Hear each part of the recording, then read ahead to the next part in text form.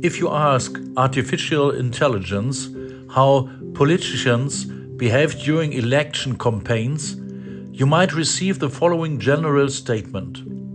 Many politicians emphasize appearing down to earth and relatable, for example, through their clothing, speech, and gestures, which are intended to seem authentic. Blame shifting. Mistakes or problems are often attributed to previous governments, political opponents, or external circumstances to portray themselves in a better light. Personal successes are exaggerated even when they are only partial or symbolic achievements. How different is the man from the Old Testament who rose to prominence as a politician in a foreign royal court. This week's impulse comes from his prayer, spoken during the Babylonian exile. In this prayer, Daniel pleads with God for forgiveness and mercy for the people of Israel who ended up in captivity due to their guilt.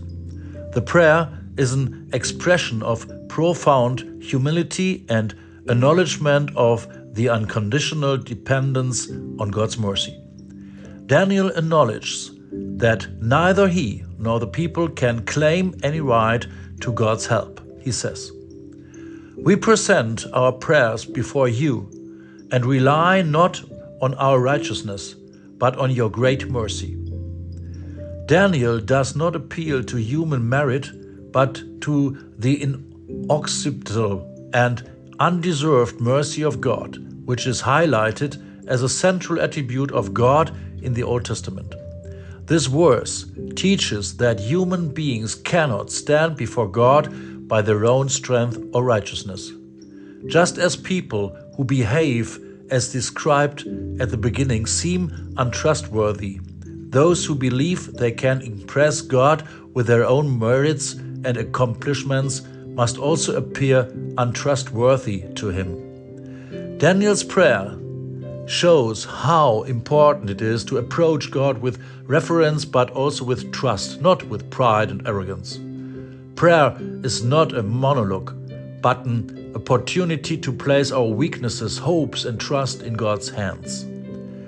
In a world driven by self-optimizations and achievement, this verse reminds us that we cannot stand before God through our performance. Instead of focusing on ourselves or our success, the verse calls us to recognize our dependence on God.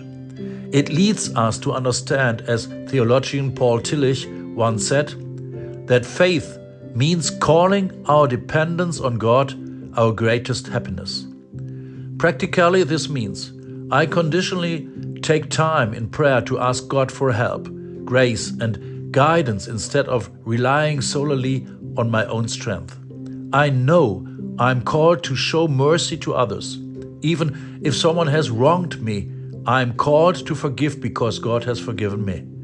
I engage in helping those in need without asking whether they deserve it. I trust that God can work through me to make His mercy visible.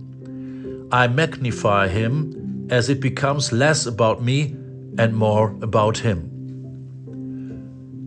Merciful God, I'm so glad that you care for me, and I call my dependence on you my greatest happiness. Let me believe that you love me unconditionally, and that you hear me, see me, and guide me in my life.